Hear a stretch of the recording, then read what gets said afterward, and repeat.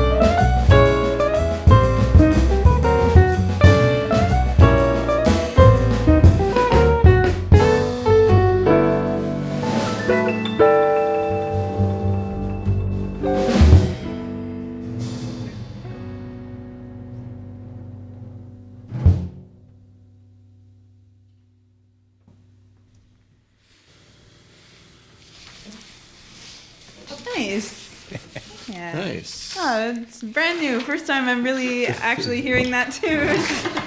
So if anybody knows what that's what we call a contrafact. If anyone has any ideas of what that tune was, put it in the chat. Chat or comments. Yeah. I guess we'll start with some questions now. As per usual. As per usual, we're getting into a routine now. We know what the truth is. We know what it is. It's been established. You want me to Sure. give you some questions here? Yeah. Guitar_Lorne wants you to talk about pick angle. Oh, wait. Is this also... I think there were a bunch of people who wanted also that. Dean Harrington and Frank Bifaro. These people all wanted to talk about pick angle, Yes. whatever that means. It's a very specific topic. All right. Pick angle. A lot of guitar players use a pick in there to pluck the strings. And I use a style called hybrid picking, which means that I can talk about this another time. I know somebody asked about it. It's where I use 3 fingers to finger pick, my middle, ring, and pinky fingers, and then I hold a pick between my index finger and thumb. So I do both, actually. When I'm picking, many of you have picked up on the fact that I hold my pick kind of strangely, not strangely, differently. So a lot of people hold their pick flat, completely perpendicular, pick the string completely perpendicular to the string. So that's what this is what that sounds like.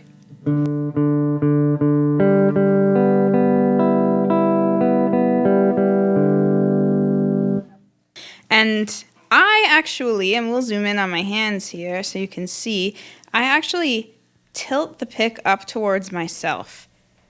So I learned how to do this, and this is kind of dependent on my thumb actually being pretty bendy. I have students whose thumbs are not. See how bendy my thumb is? Oh, yeah. Is yours bendy? Nope. Julian could never do the pick the way I pick. Is yours bendy? Oh, Kevin could totally do it. It's video game thumb. That's perfect. I love it. Everyone at home is doing that now. Everyone at home's testing out their thumbs. So for me, and we'll zoom in here, I tilt it up towards myself. So I actually end up striking the string with the side of the pick, like this part right here. And then on an upstroke, it gets this side of the pick. So it's actually the side of the pick rather than the flat edge of the pick striking the string. And the difference is this. This is flat. And this is the side. Mellow. It's mellower. It's totally mellower. It's like a bigger, rounder sound, fatter sound. It's quite drastic, actually. So, and then also the place where you pick the string between the neck and the bridge is really huge as well in your sound. So, like, check out the difference between close to the bridge, close to the neck, and then close to the bridge tilt with the side of the pick, and then close to the bridge with the side of the pick. Close to the neck, sorry, with the side of the pick. So there's a ton of different options for sound just in literally how you're striking the guitar with the pick. So for me, I'm constantly thinking about sound. I'm always like, I have in my mind what I want my guitar sound to be, and it's always just like a journey to try and achieve this sound. I know what I want it to sound like. I almost never manage to achieve it. So I practice just like long tones and try to get nice round sounds and practice very slowly how I'm hitting the string with the pick, like what the angle is. And there's a lot of guitar players that play angled. So it's not actually uncommon. And another thing is that people always mistake, it looks from in videos like I'm holding the pick with both of my fingers. And so all the time people will comment saying, wow, I've never seen somebody hold a pick with like both her index and ring finger like that. I don't actually do that. It just happens to be where my finger rests that it ends up kind of looking that way. But that's not. I'm definitely just holding it between my index and ring finger and thumb. So that's how I pick. And then I add these other three fingers, which I can talk about more another time. So then it becomes kind of like a wrist movement. I'm not really. It doesn't. I used to actually have problems with like the like where. What's it called? Like a fulcrum or something? Is that what it's? Where my fulcrum used to be my elbow, but that's too far. Like that doesn't make any sense to be moving at your elbow. And so what makes the most sense in terms of like physics, I suppose, is to use your wrist. The movement should be at your wrist. And then I use the side. This is flat. Again, such a drastic sound. Such a drastic sound change. So that's how I hold my pick in a nutshell. And George Benson holds his pick in this way, and so a lot of people call it kind of like the George Benson way, the George Benson picking method. And that's kind of first where I saw it as well, was from George Benson. Yeah. Yes. I have no idea what any of that means. It's all. No, I do. It made sense. Okay, that's good. Yay. I just don't know anything about guitar, so right. It's interesting. It is super interesting, and it's funny how much I often take for granted that I do know. Things that seem very obvious are not actually necessarily that obvious. Mm-hmm. One more quick guitar nerd question. Yeah, let's do it. What gauge of strings, flats or rounds? Yes. Who was wondering this? Oh, that's Paul Morgan. All right. Yeah. Paul Morgan and a whole crew of people were asking about string gauge and flats and rounds, flats versus rounds. So these are Tomastic Bebop strings. They're 12s and they're round wounds. I just put them on yesterday and I haven't used round wounds in I don't remember the last time I had round wounds on my guitar. So for those who are unfamiliar, guitar strings are made of two wires that are woven together. So it's two wires, and because of that, you get that scratching sound. They're scratchy, right? So that's called round wounds. They're wound together.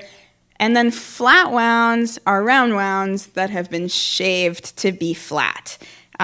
So you don't get that scratching sound. So it's like they're completely smooth. And that's what I usually play with. I'll play generally 12s, but I do like to have 13s on these top two strings here, especially high E. These are all 12s right now, but I often use 12s for the bottom 4 strings, and then 13s for the top 2 strings, because you get like a kind of beefier sound. And there's nothing more frustrating to me than when I play like a high note and it's just like thin. So I like to use 13s on my high strings. And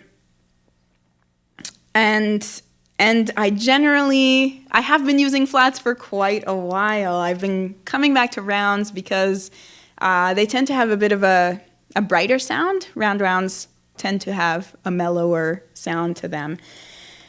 However, when I play solo guitar, sometimes this squeaking of rounds can really bother me. And I went through a phase where it was just driving me super, super nuts. So I went to flats and was like, I'm never going back to rounds so that I never get this squeaking. And here I am. I just put rounds on yesterday. So these are 12s. These are rounds. And Ross Morgan asked, have you ever gone down a string gauge? And I've never gone below 12s. 11s to me is like a whole wild world. So I use 12s and 13s. Yeah.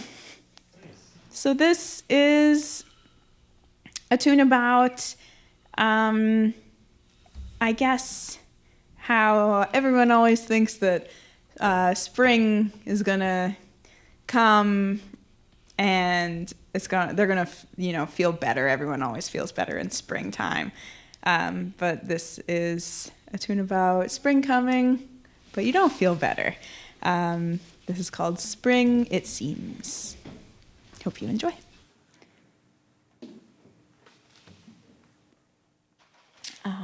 Okay, so let's do like 1, 2, 3, 2, 2.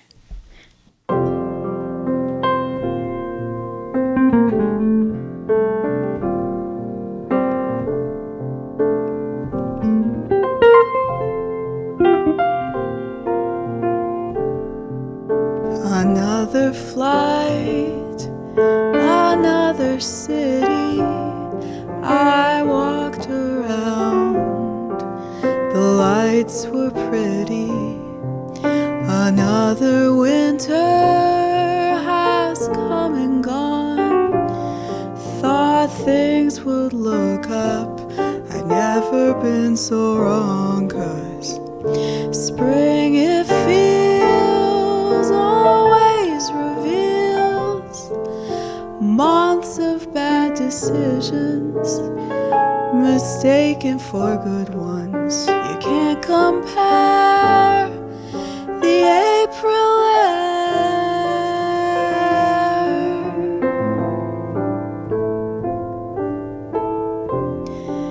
Now I am home, I made it home, a total wreck.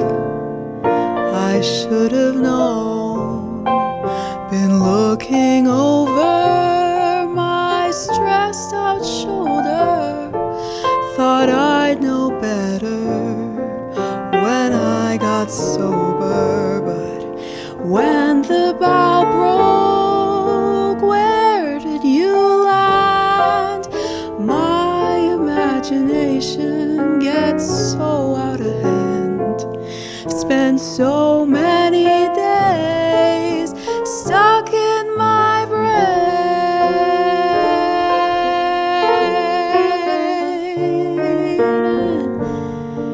Spring, it seems to always fool me, even after all these years.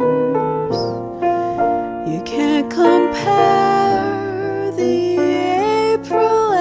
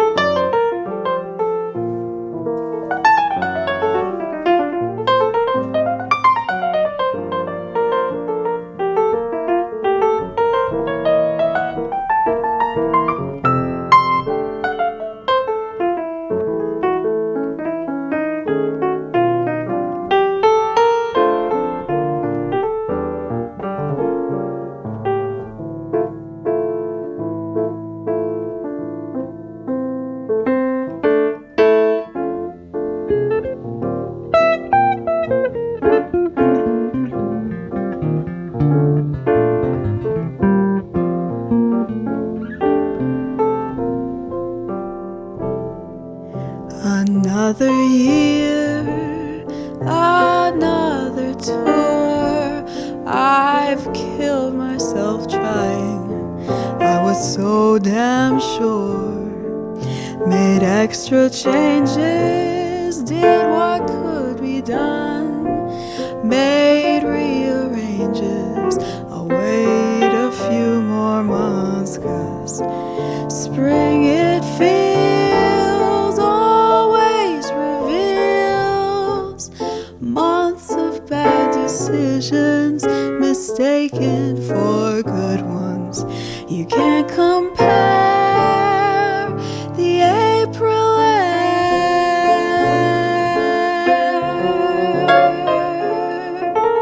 and spring.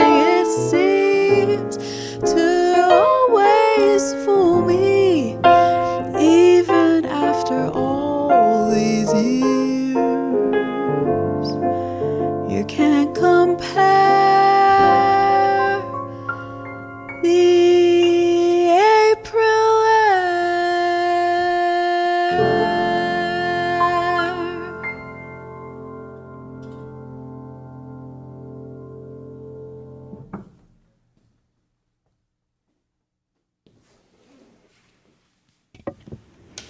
All right. Nice. That was my tune. Finished writing yesterday. Beautiful song. Pardon? Beautiful song. Oh, thank you. Where'd our band go? All right, let's bring them back up. Let's get the band back together. Let's get the band back together. We're having a Oh, reunion. thanks. We're having a reunion. Reunion tour. um.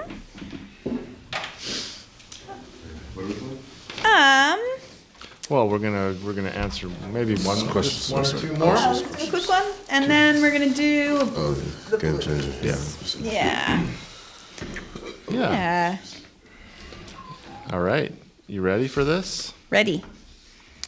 Okay. Got a couple left here. What advice would you give to someone that's struggling in the practice room? Oh. I don't have a name for this one. Oh. For who asked this one. Okay. So if whoever asked it, Advice. we apologize, but let us know. Yeah. Yes. Advice for struggling in the practice room. I guess it depends what the struggle is.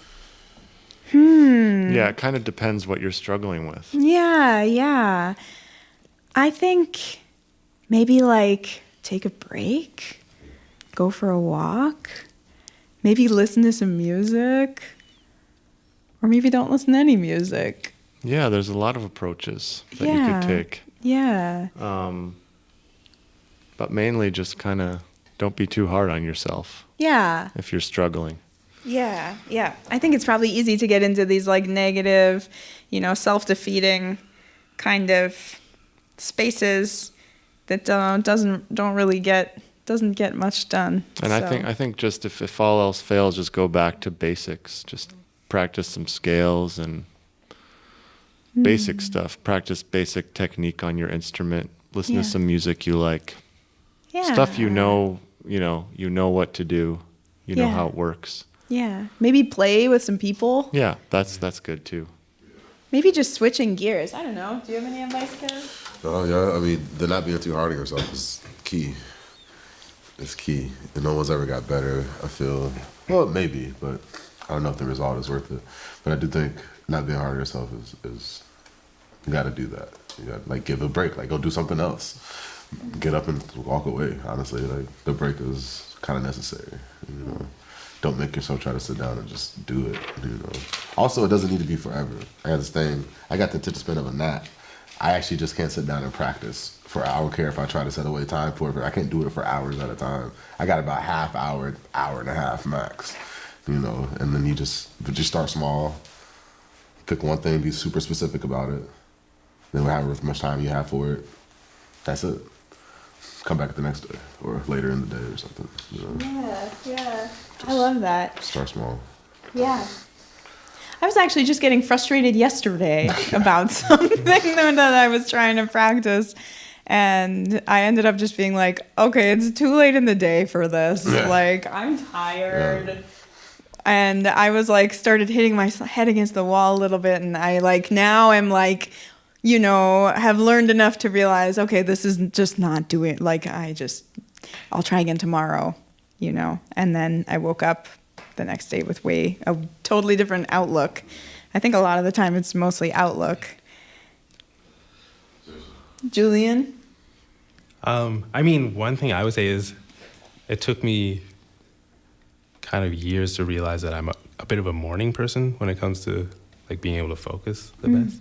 So practicing first thing in the morning is very good, like for me. Yeah. But yeah, it took me forever to realize that. So maybe try something like that, switching up the time of day. That's brilliant. Amazing. Yeah, I need to practice in the morning where it doesn't really work for me. Yeah. Or at least early in the day. Mm-hmm. Yeah. The later it gets, the worse it gets. Yeah, and maybe For me. also. It's different for everyone, though. Exactly. Yeah. Yeah. Yeah. And I don't know, maybe just like for me, a lot of frustration has just come from, especially when I was younger, came from just thinking things should happen faster than they were going to happen. So I think just generally, just patience. The more patience you can have, things are happening. You're getting them. It just might be taking a little longer than you would like for it to take. Yeah. Yeah, great. You want an easier one? Yes, let's have an easier one. What's the brand and model of your guitar?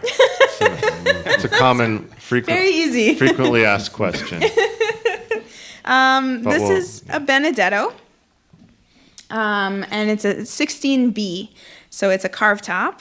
And yeah, this is a Benedetto 16B.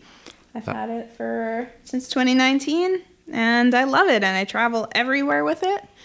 And yeah, it's got my name here on it. And yeah, Benedetto, the best. But the same person, Jim Nations, asked, also, are you planning to tour within a 200-mile radius of Salt Lake City, Utah? Yes, actually.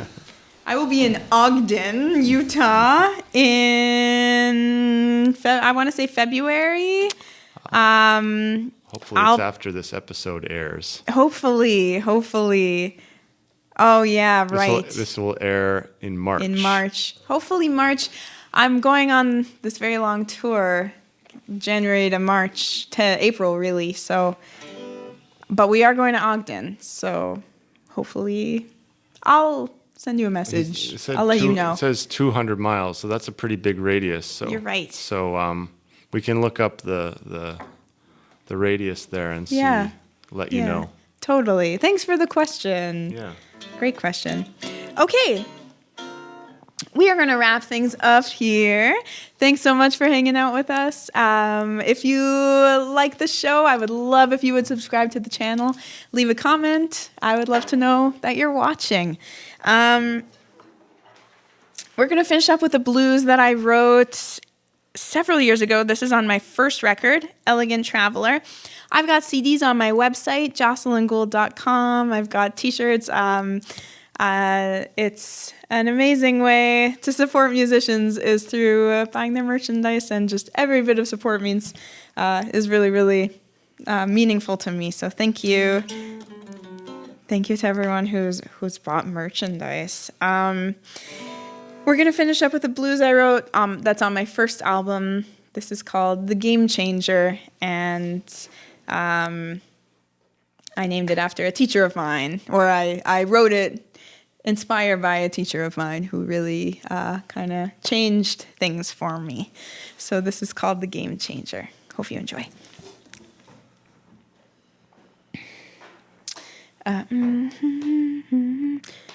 One, you want to do like a 4-bar intro, maybe? 1, 2, 3. And it's G blues. Yeah.